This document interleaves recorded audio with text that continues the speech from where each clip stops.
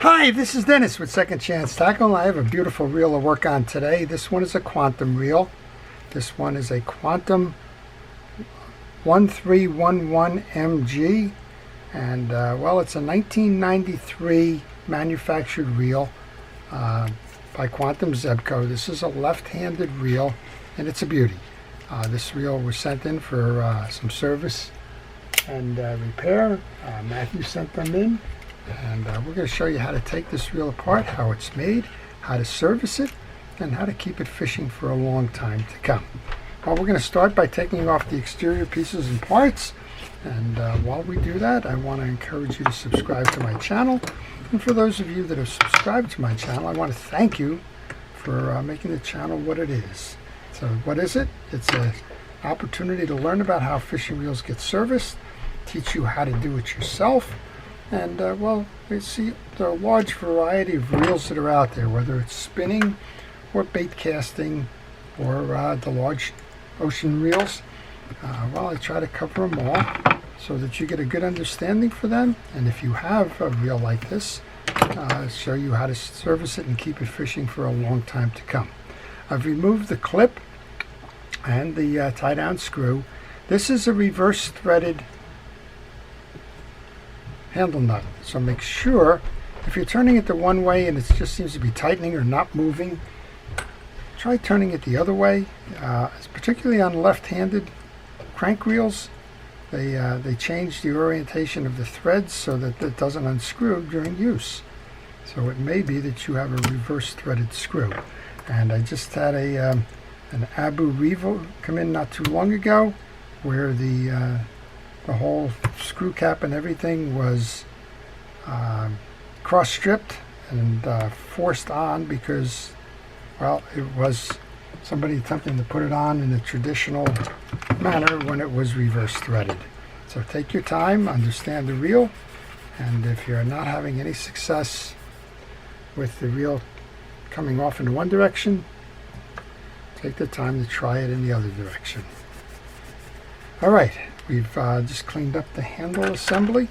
There are a couple of things that you need to know about this one. The reel is left-handed. It's held on by two screws which hold the case on. And well, to get the case off, you need to remove the star adjuster. And this is a good place to always stop and take pictures along the way, particularly if you do not know how this reel is set up or how it comes apart. The pictures, well, you can take them on any image capture device. That now rolls smoothly off my tongue. Use a camera, use your iPad, use your phone, whatever. Take the pictures at critical junctions. That way, if you get lost along the way in terms of the disassembly of the reel or any of the pieces and parts and where they go and what the orientation is, those pictures will help you to get reacquainted with the way it was set up. A couple of things here. You do not need to take the other side off. It's just the mag unit. Mags you can see on here. They slow the spool. They're adjustable. And a bearing. And I just oil the bearings. Notice that the line guide is driven from the gear side. What that means is that when you go into free spool to cast, the line guide will not be moving. So when you do cast, make sure that you center that line guide before you attempt to make a cast. That will minimize the drag during casting, or resistance, if you will. Okay, there's two center screws here after we remove the two post screws. And those post screws are held into the case, so don't worry, they don't come out all the way. But these two need to be removed in order to get access to the inner case. There's some springs holding it on. When I take my pieces and parts off, they go into a parts tray. And then slowly remove this so that you don't knock anything out of order. And this is a good place to take a picture. We're going to take the inner case here and get rid of all that old grease.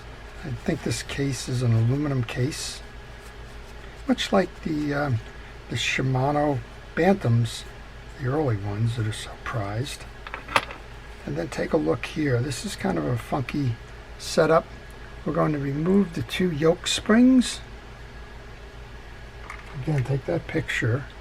We're going to remove the main gear assembly, including this anti-reverse dog. We're going to remove the yoke and pinion gear. And we're going to leave all these springs and that yoke assembly in place. You do not need to move all of that out in order to service the reel. And quite honestly, it gets a little sticky putting them back together again if you've gone ahead and done that.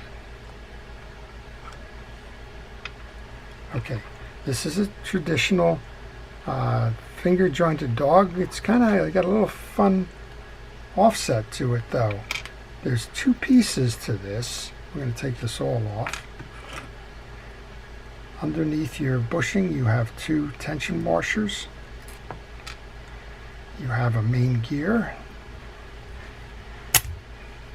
with the drag setup.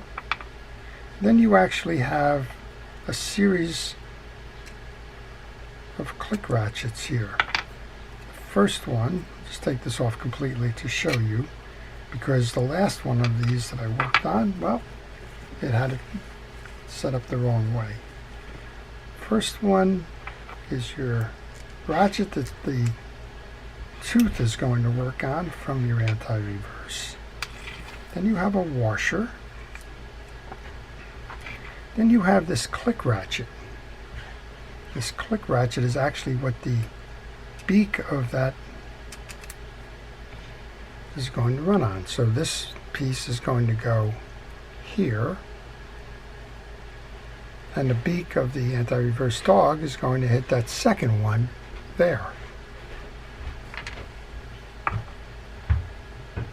Okay, underneath this, if you've taken all of these out, this is where you stumble sometimes because you may have had it in the wrong direction. Underneath is a washer. See if we can't get that washer off. It seems like it's pressed on pretty darn good. And this is why you service these reels, because this drag is ineffective right now. It is frozen to the metal, so there is no slip. So what you need to do is exactly what I just did there. Remove it. Clean off the old that's causing the stick, and that's usually dried grease. Make that nice and shiny. And then on the washer, we're going to put a little bit of dry grease on the washer. I'm going to use my gloved hand to wipe that in. That's going to fill the pores in this washer. It's going to enable it to slip more. We can put that back on now. And this one, you can see it's got a keyed center to it, a rectangular center. And on the click ratchet, there is a little raised insert there. So you want to make sure that this goes over like that on top of that click ratchet. I'm going to flip this over. We should have another washer that looks just like that on this side. I use a utility knife to gently pry up on these washers, try and get them out of there. You have to be very careful with these, because if they get pressed on like we were talking about, it's easy to split this. So again, we want to take a moment here, clean the debris out of the center of this, make sure it's nice and polished,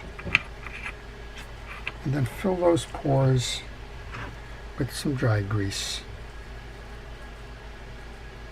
That'll enable it to slip a little bit better, and then wipe off any excess on that. We can take our main gear now, put that over. Check again, make sure that you have a nice smooth side here. We can reinstall that. That's the servicing of your gear stack. On your pinion gear, notice that you have a ramp on the back side, the side that's going to face the spool, and that you have a slot in your pinion gear. That slot is where your spool is going to intersect with the gear. After that yoke is cleaned, go ahead and check the teeth on your pinion gear, make sure that's all good. Find the side with the ramp, that's the side that the slot goes on. And put a good amount of grease onto the pinion gear itself to help that turn smoothly. While you have your grease brush out, go ahead and take the time to put the grease onto your main gear.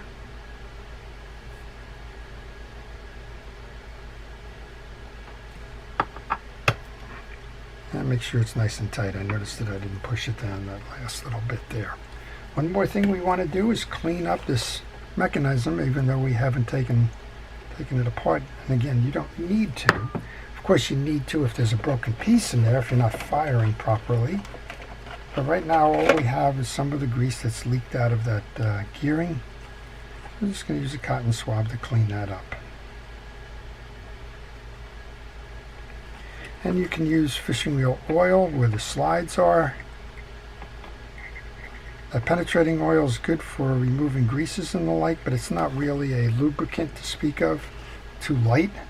So go ahead and use a fishing wheel oil to do that. Well, I've got that backwards. Okay, find your ramp, find your slot, and install your yoke and pinion gear assembly. Now we can bring our main gear assembly back on as soon as we take that brush, put a little bit of grease onto that main post. At this point, it's a good point to put the anti-reverse dog back on.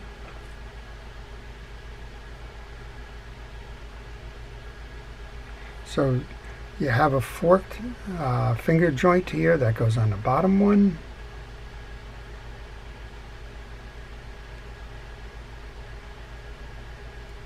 And then the raised point from that is going to intersect with the one on the top. When we bring this across now, we want to slide that down, and the hole in the anti-reverse dog goes on this post. And you probably have to play around with it a little bit, but you will get it. Just be patient. And once you get that on, just give it a test. Remember, this is a left-handed drive reel. So you're going to be turning this way for free, and then when you go to back it up, it should pull this dog in, which is what it's doing. We can put our two bell washers on there now. First one, these are bent, they're not flat. So first one, I generally have the cup face up, and then I have the cup face down on the second. And then we have the case bushing goes on top of that. So that's all that's needed on the inside for the servicing of this. Just looking, I may or may not have put a little bit of oil where that button is, so let's go ahead and do that. And now we can reset the case. Oh. More times than not, I am going to forget those yoke springs. So that's a good reason for me to have the parts tray, if nothing else. I noticed as soon as I started to put that on, that nothing was springing back at me, which is kind of odd. Okay, line your pin for your anti-reverse dog, your two holes, and the hole in the back for your release button.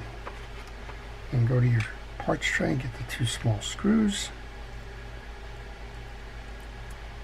And those of you that know me and my history with small screws kind of know this could take a while. I'm going to try a micro driver here, see if I can't get that to work any better. While I'm doing that, I want to encourage you to ask questions. If you are working on a reel, maybe you're stuck, maybe you want to know a little bit more about a particular fishing reel. Somebody just asked me when a Langley spin drift fishing reel was made. Of course, I don't know that off the top of my head. I knew it was somewhere in the 1950s, but I was able to do some research on the Orca site to find out that that reel was introduced in 1956.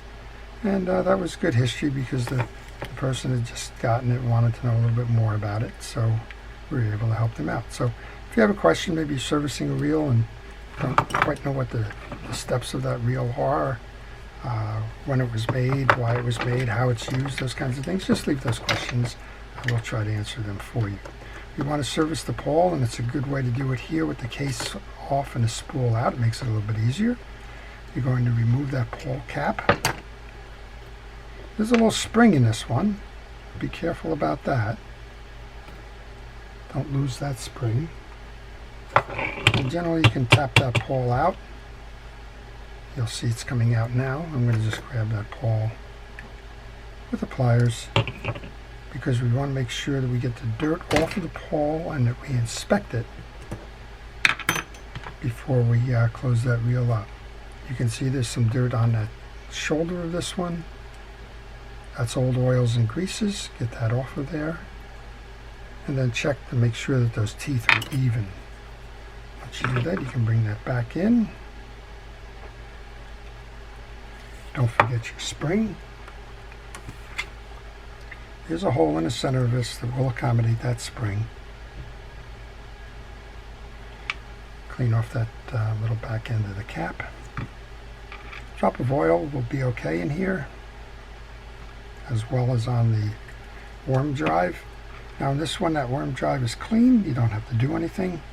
If you found out that there was a little bit of dirt or old greases on that worm drive, go ahead and take a paper towel and hold it on the worm drive. Spin the worm drive, and that will remove the greases and the oils. Well, this started threading off alignment or cross threading. If that happens to you, just back it off, start again. This is one of the most common areas where servicing a bait casting reel tends to go wrong. Somebody tends to over tighten, cross strip, or break them. Alright, that's not seated properly. I want to back that up. And you want to turn it until you get it to fall in, just like that. Then you can tighten it down that last little bit. Don't force anything when you're doing these. Forcing it just tends to create bigger problems. Alright, we have the spool. There's no bearings on this spool, just a little bit of grease on both sides. We saw the bearings in the case. And we've oiled the bearing on the back side of this. Drop that spool in. The other bearing is right here. Not sure if we oiled that or not, so let's go ahead and do that. And now we can just reinstall. Find the big hole, which is where the guide is going to fall through on the worm drive. Make sure you have a nice tight seam on it, and then start by hand tightening these two big screws. And it's amazing how nice and smooth and easy this reel works 30 years later. It's a well-designed reel, very efficient, made with quality materials. Not like some of the reels I've opened up recently that are all plastic. And well, quality lasts. It doesn't have 13 ball bearings, but it does the job. All right. Next up then, we want to put the star adjuster on. Just like the other one, that pawl cap, make sure you've got it going on square.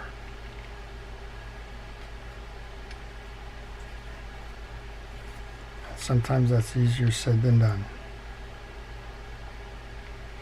But eventually you'll get it where it spins like this, and then you'll know you pretty much have it right.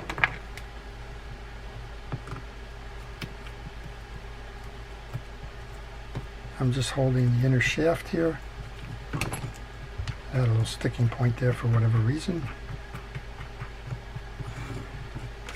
Next up then is the tension washer that goes between the star adjuster and the handle.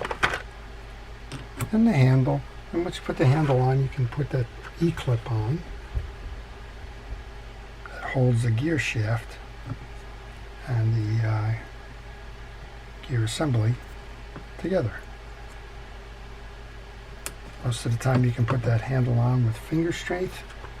If you're having a little bit of trouble, just find the small pliers to give you an assist. Next up then would be the handle nut. Remember, this isn't reverse threaded nut.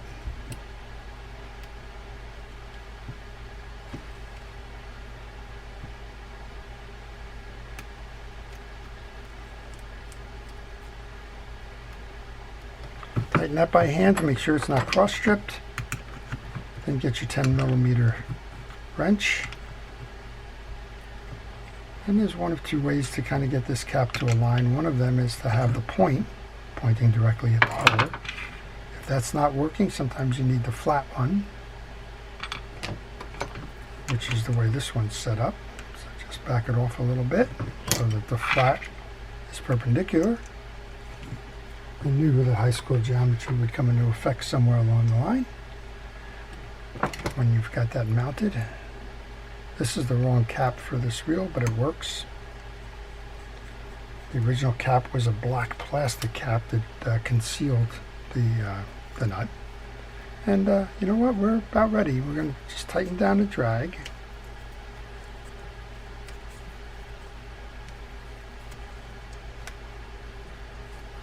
Test it. That's fine. All right, give it a spin.